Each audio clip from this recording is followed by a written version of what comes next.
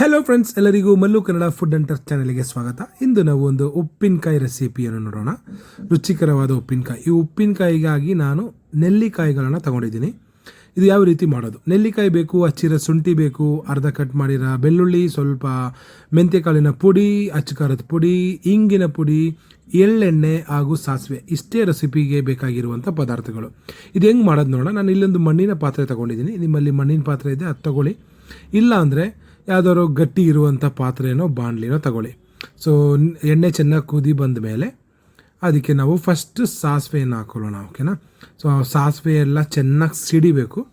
ಸಿಡಿಯೋ ಗಂಟ 1 ನಿಮಿಷ ಅಥವಾ 1.5 ನಿಮಿಷ ವೆಯ್ಟ್ ಮಾಡಿ. ಅದಾದಮೇಲೆ ನಾವು ತೊಳೆದು ಒರೆಸಿ ಮಡಗಿರುವಂಥ ನೆಲ್ಲಿಕಾಯಿಗಳನ್ನು ಅದರಲ್ಲಿ ಹಾಕಿ ಚೆನ್ನಾಗಿ ಬಾಡಿಸ್ಕೊಬೇಕು. ಓಕೆನಾ? ಸೊ ನೀರಿನ ಅಂಶ ಎಲ್ಲ ನೀವು ಒಂದು ವೈಟ್ ಬಟ್ಟೆನೋ ಅಥವಾ ಯಾವ್ದಾದ್ರು ಒಳ್ಳೆ ಬಟ್ಟೆ ಇದ್ದರೆ ಅದರಿಂದ ಎಲ್ಲ ಫುಲ್ ನೀರಿನ ಅಂಶ ತೆಗೆದು ನೆಲ್ಲಿಕಾಯಿಗಳನ್ನು ಚೆನ್ನಾಗಿ ಬಾಡ್ಸೋಕೆ ಬಿಟ್ಬಿಡೋಣ. ಸೊ ಅದು ಬೇಯೋ ಟೈಮಲ್ಲಿ ಇನ್ನೊಂದು ಸ್ವಲ್ಪ ಕೆಲಸಗಳು ನಮಗಿದೆ. ಸಾಸಿವೆಯ ಕಾಳು ಇದೆಯಲ್ಲ, ಸಾಸಿವೆ ಚಿಪ್ಪೆ ಬಿಡಿಸಿರೋಂಥ ಕಾಳು ಮಾರ್ಕೆಟಲ್ಲಿ ಸಿಗುತ್ತೆ. ಅದನ್ನು ಜಸ್ಟ್ ನಾವು ಮಿಕ್ಸಿಯಲ್ಲಿ ಹಾಕಿ ಒಂದ್ಸಲಿ ಕ್ರಷ್ ಮಾಡ್ಕೊಬೇಕು. ನೋಡಿ, ಇದು ಚಿಪ್ಪೆ ಬಿಡಿಸಿರೋಂಥ ಸಾಸಿವೆ ಕಾಳು.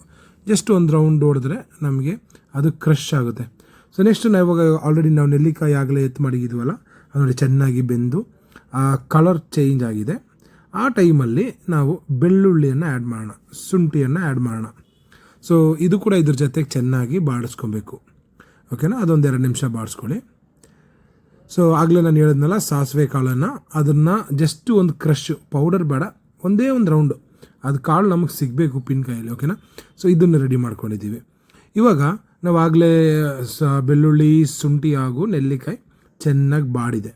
ಅದಕ್ಕೆ ನಾವು ಆಗಲೇ ಇವಾಗ ರುಬ್ಬಿ ಮಡಗಿದ್ದೀವಲ್ಲ, ಜಸ್ಟ್ ಒಂದು ಕ್ರಷ್ ಮಾಡಿ ಮಡಗಿರೋ ಸಾಸಿವೆ ಕಾಳುಗಳನ್ನು ಹಾಕೋಣ. ಅದು ಹಾಕಿ ಒಂದ್ಸಲಿ ಮಿಕ್ಸ್ ಮಾಡ್ಕೊಳ್ಳಿ.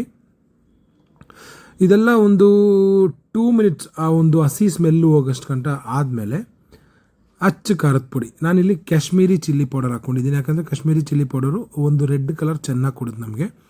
ಆಮೇಲೆ ಸ್ವಲ್ಪ ಅರಿಶಿನ ಪುಡಿ, ರುಚಿಗೆ ತಪ್ಪದಂಗೆ ಉಪ್ಪು. ಸೊ ಉಪ್ಪು ಒಂಚೂರು ಮುಂದೆನೇ ಇರೋದು ಒಳ್ಳೆಯದು. ಯಾಕಂದರೆ ನಾವು ಅದು ಪ್ರಿಸರ್ವ್ ಮಾಡ್ತೀವಲ್ಲ, ಇದು ಮಾಡಿದ್ರೆ ನಮಗೊಂದು 3 ಮಂತ್ಸ್ 4 ಮಂತ್ಸ್ ಯಾವುದೇ ಕಾರಣಕ್ಕೂ ಹಾಳಾಗಲ್ಲ. ಸೊ ಹಂಗಾಗಿ ಉಪ್ಪು ಒಂಚೂರು ಮುಂದೆ ಇದ್ದರೆ ಅದು ಒಂದು ಒಳ್ಳೆ ಪ್ರಿಸರ್ವೇಟಿವ್ ಆಗಿ ವರ್ಕ್ ಆಗುತ್ತೆ. ಆಮೇಲೆ ಪ್ರಿಸರ್ವ್ ಮಾಡೋಕ್ಕೆ ಇನ್ನೊಂದು ಟೆಕ್ನಿಕ್ ಕೂಡ ಇದೆ, ಅದು ಲಾಸ್ಟಲ್ಲಿ ನಾನು ನಿಮಗೆ ತೋರಿಸ್ತೀನಿ. ಓಕೆನಾ? ಇದು ಚೆನ್ನಾಗಿ ಬಾಡಿಸ್ಕೊಳ್ಳಿ. ಎಲ್ಲ ಕಡೆಗೆ ಮಿಕ್ಸ್ ಆಗಬೇಕು. ಈ ಕೋಟಿಂಗ್ ಏನಿದೆ ಅದೆಲ್ಲ ಕಡೆಗೆ ಮಿಕ್ಸ್ ಆಗಬೇಕು. ಓಕೆನಾ? ಸೊ ಇದು ಎಲ್ಲ ಕಡೆ ಮಿಕ್ಸ್ ಆದಮೇಲೆ ನೆಕ್ಸ್ಟು ನಮಗೆ ಮೆಂತ್ಯ ಕಾಳಿನ ಪುಡಿ ಎತ್ತಿಕಿದಲ್ಲ, ಒಂದು ಅರ್ಧ ಟೀ ಸ್ಪೂನ್ ಮೆಂತ್ಯ ಕಾಳು ಪುಡಿ, ಆಮೇಲೆ ಹಿಂಗು ಪುಡಿ. ಸೊ ನಾನಿಲ್ಲಿ ಯಾವುದೋ LG ಬ್ರ್ಯಾಂಡು ಹಿಂಗು ಹಾಕ್ತಾಯಿದ್ದೀನಿ. ಸೊ ನಿಮ್ಮ ಹತ್ರ ಯಾವುದೇ ಬ್ರ್ಯಾಂಡ್ ಇದ್ದರೂ ಹಿಂಗು ಪುಡಿ ನೀವು ಹಾಕ್ಕೊಳ್ಳಿ. ಓಕೆನಾ? ಅದನ್ನು ಕೂಡ ಹಾಕಿ ಚೆನ್ನಾಗಿ ಮಿಕ್ಸ್ ಮಾಡ್ಕೊಳ್ಳಿ. ಇವಾಗ ಆಲ್ಮೋಸ್ಟ್ ನಮ್ಮ ಉಪ್ಪಿನಕಾಯಿ ರೆಡಿಯಾಗಿದೆ. ಸ್ಟವ್ ಆಫ್ ಮಾಡ್ಬಿಟ್ಟು ಬಿಟ್ಬಿಡಿ. ಒಂದು ಅರ್ಧದಿಂದ 3/4 ಗಂಟೆ ಬಿಟ್ಟುವಾಗ ತಣ್ಣಗಾಗುತ್ತಲ್ಲ, ಇವಾಗ ನಮಗೆ ಬೇಕಾಗಿರೋದು ವಿನಿಗರು. ಆ ವಿನಿಗರ್ ಏನಕ್ಕೆ ಅಂದರೆ ನಾವು ಪ್ರಿಸರ್ವ್ ಮಾಡ್ತೀವಲ್ಲ. ಸೊ ವಿನಿಗರ್ ಹಾಕಿ ನಾವು ಇದನ್ನು ಕರೆಕ್ಟಾಗಿ ಎತ್ತಿಕೊಂಡ್ರೆ ನಿಮಗೆ 6 ತಿಂಗಳಲ್ಲ, 1 ವರ್ಷ ಅಲ್ಲ, 2 ವರ್ಷ ಬೇಕಂದ್ರೂ ನೀವು ನೀಟಾಗಿ ಅದನ್ನ ಸ್ಟೋರ್ ಮಾಡ್ಕೊಬೋದು. ನೋಡಿ, ಈಗ ರುಚಿಕರವಾದ ನೆಲ್ಲಿಕಾಯಿಂದ ಮಾಡಿರುವ ಉಪ್ಪಿನಕಾಯಿ ರೆಡಿ. ಒಳ್ಳೆ ಬಿಸಿ ಅನ್ನ ಗಂಜಿ ಜೊತೆಗೆ ತಿನ್ಬೋದು. ವಿಡಿಯೋ ಇಷ್ಟ ಆಗಿದ್ರೆ ಲೈಕ್ ಕೊಡಿ, ಸಬ್ಸ್ಕ್ರೈಬ್ ಮಾಡಿ, ಶೇರ್ ಮಾಡಿ, ಸಪೋರ್ಟ್ ಮಾಡಿ. ಧನ್ಯವಾದಗಳು.